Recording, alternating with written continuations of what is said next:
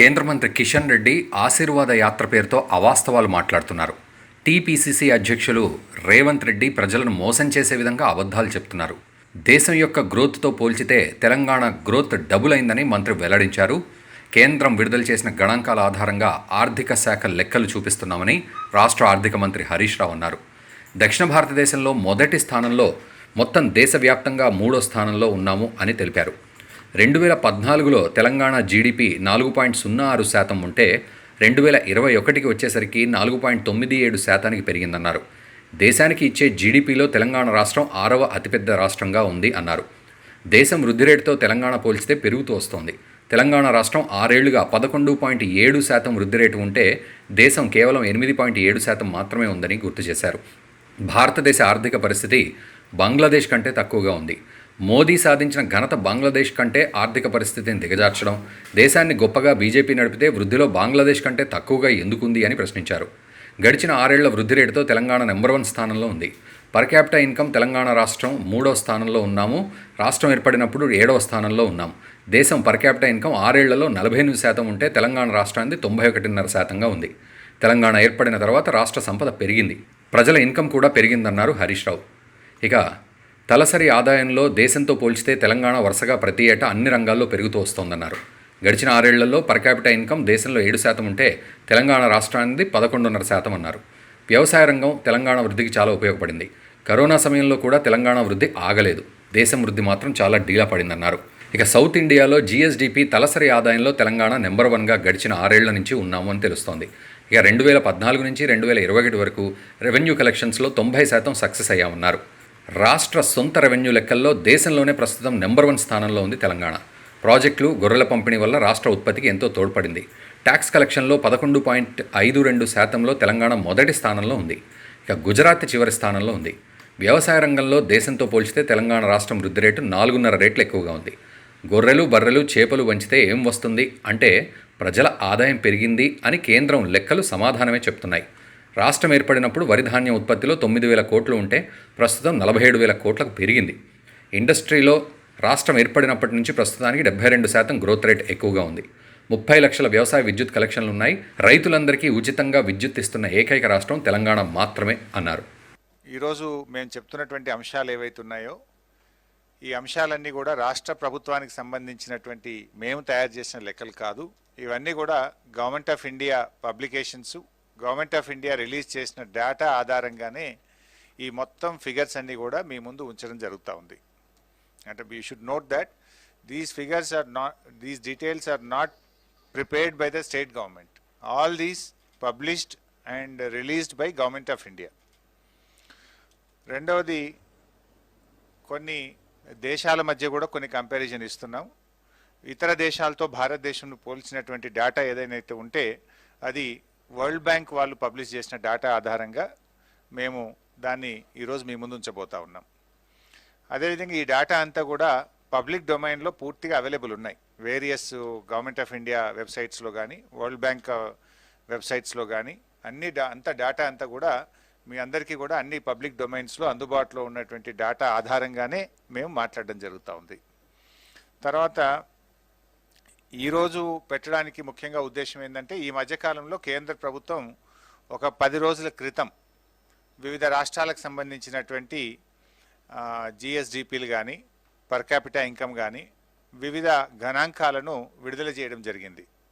ఎంఓఎస్పిఐ, ministry of statistics and programme implementation, MOSPI వారు ఈ మధ్యకాలంలో కేంద్ర ప్రభుత్వ మంత్రిత్వ శాఖ నుంచి ఈ డేటా అంతా కూడా ఒక వారం 10 రోజుల క్రితం పబ్లిక్ డొమైన్లో పెట్టడం జరిగింది. So we thought it is appropriate. And ఈ మధ్యకాలంలో మీరు చూస్తూ ఉంటే కేంద్ర మంత్రి గారు కిషన్ రెడ్డి గారు ఈ మధ్య ఆశీర్వాద యాత్రతో మన రాష్ట్రంలో పర్యటిస్తూ రాష్ట్రంలో అభివృద్ధి జరగడం లేదనో, రాష్ట్ర అభివృద్ధి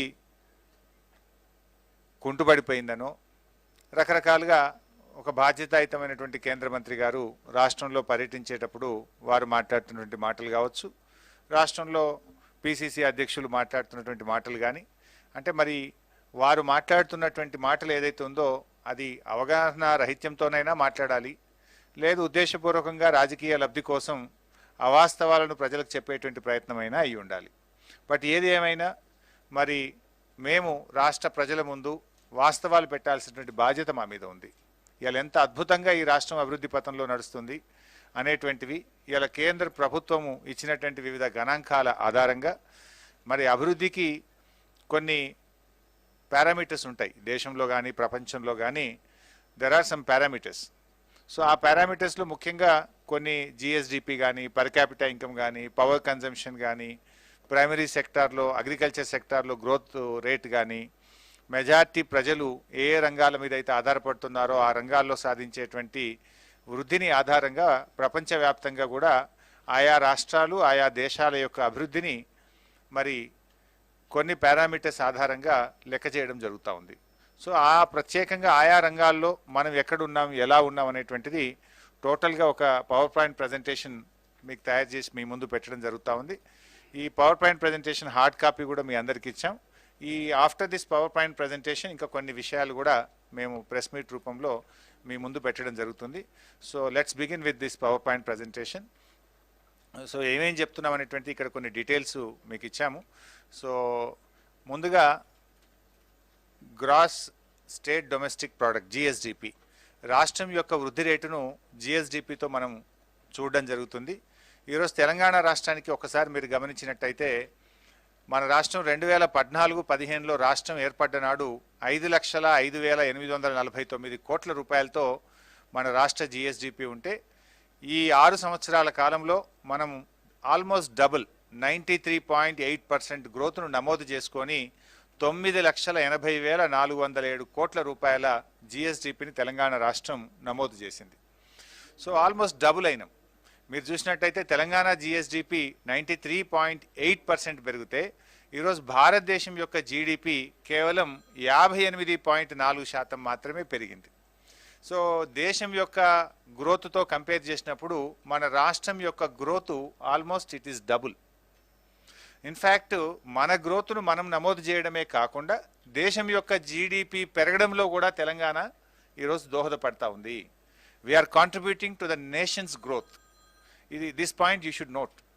అదేవిధంగా ఈరోజు చూస్తే జిఎస్డిపి మిగతా రాష్ట్రాలతో ఇప్పటివరకు దాదాపు 18 రాష్ట్రాల యొక్క డేటా కేంద్ర ప్రభుత్వం వెబ్సైట్లో అందుబాటులో పెట్టినారు.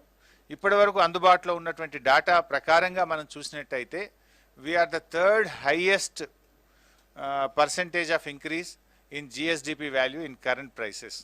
అంటే కేవలం ఒక 2 రాష్ట్రాలు మాత్రమే మనకంటే ముందున్నాయి. మనము third highest in the country and first highest in the south India. దక్షిణ భారతదేశంలో మొదటి స్థానంలో ఉన్నాం. మొత్తం భారతదేశంలో చూస్తే 3వ స్థానంలో ఈరోజు జిఎస్డిపి గత 6 సంవత్సరాల యావరేజ్ గ్రోత్లో చూసినప్పుడు 3వ స్థానంలో ఉన్నాం. సో ఇది ఈరోజు కేంద్రం మొత్తం కేంద్ర ప్రభుత్వం 58.4%తో ఉంటే మనం 93.8%తో ఉన్నాం. అంటే ఇది రాష్ట్ర ప్రభుత్వ పనితీరు ఇవాళ కేంద్ర ప్రభుత్వ పనితీరు కంటే మెరుగ్గా ఉందనడానికి ఇది మన ముందున్నటువంటి ఒక పారామీటర్. అదేవిధంగా మీరు చూస్తే constant growth year on year మీరు చూస్తూ వెళ్తే 2014-15లో రాష్ట్రం ఏర్పడ్డ నాడు దేశం యొక్క జీడిపిలో మన వాటా 4.6% ఉంటే 15-16కు 4.2గా, 16-17 4.28గా, 17-18లో 4.39గా, 18-19లో 4.55గా, 19-20లో 4.7, 20-21లో 4.97. అంటే it's a constant growth. If you see ఒకరో సంవత్సరం పెరిగింది ఒక సంవత్సరం తగ్గింది అని కాకుండా 2014-15 నుంచి 20-21 వరకు దాదాపు 1% దేశం యొక్క జీడిపిలో మనం అదనంగా కాంట్రిబ్యూట్ చేయడం జరిగింది. అంటే ఇది చాలా రిమార్కబుల్ గ్రోత్. నార్మల్గా ఇంత గ్రోత్ ఏ రాష్ట్రం కూడా సాధించలేదు. కానీ వరుసగా గత 6 సంవత్సరాలుగా ఒక కాన్స్టెంట్ గ్రోత్ను తెలంగాణ రాష్ట్రం నమోదు చేయడం జరిగింది. అంటే మనము ఈరోజు మీరు గమనించినట్టయితే 1%, మనం ఆ రోజు రాష్ట్రం ఏర్పడ్డ నాడు భారతదేశం యొక్క జీడిపిలో మన వాటా 4% అయితే ఈరోజు 5% మనం పెరగడం జరిగింది. It's a considerable growth. అదేవిధంగా మీరు ఇంకో విషయం కూడా గమనించాల్సింది, ఇక్కడ మనము దేశం యొక్క జీడిపిలో we are the 6th highest contributor. 6వ అత్యధికంగా దేశానికి ఇస్తున్నాం. ఇన్ఫ్యాక్ట్ మనము చూస్తే ఇక్కడ ఒక ఇంపార్టెంట్ పాయింట్ మీరు అందరు కూడా గమనించాల్సింది ఏంటంటే, మనము దేశం యొక్క జీడిపిలో 6th హైయెస్ట్ కాంట్రిబ్యూటర్ మనం, కానీ పాపులేషన్లో చూస్తే వీఆర్ 11th హైయెస్ట్. జియోగ్రఫికల్గా 11th హైయెస్ట్, పాపులేషన్లో 12th హైయెస్ట్, కానీ జీడిపి కాంట్రిబ్యూటర్లో మాత్రం 6th హైయెస్ట్. అంటే మనకంటే అనేక రాష్ట్రాలు జియోగ్రఫికల్గా పెద్దవి ఉన్నవి, పాపులేషన్ పరంగా పెద్దగా ఉన్నాయి, కానీ జీడిపిలో మాత్రం వారందరికంటే కూడా మనము 6th హైయెస్ట్ కాంట్రిబ్యూటర్గా మనం ఈరోజు దేశంలో మనం నమోదు చేయడం జరుగుతూ ఉంది. ఇగో ఇది తెలంగాణ రాష్ట్రం సాధించినటువంటి విజయాల్లో ఇది ఒక అత్యంత ముఖ్యమైనటువంటిది. మీరు ఒకసారి గ్రాఫ్ కూడా చూసినట్టయితే ప్రతి సంవత్సరం కూడా మీరు చూడండి, రాష్ట్రం ఏర్పడ్డప్పుడు మన if you see that blue line is Telangana, blue line is India, green line is Telangana. So రాష్ట్రం ఏర్పడ్డప్పుడు డిఫరెన్స్ 1% ఉండేది, యాక్చువల్గా 11%, 12%. కానీ మీరు 2021కు చూస్తే డిఫరెన్స్ ఆల్మోస్ట్ 5.4 డిఫరెన్స్. అంటే ఎవ్రీ ఇయర్ ఆన్ ఇయర్ మీరు చూస్తూ వెళ్తే ఏ ఆర్థిక సంవత్సరంలోనైనా 2014-15 నుంచి 2021 వరకు దేశం యొక్క వృద్ధి రేటుకు తెలంగాణ రాష్ట్ర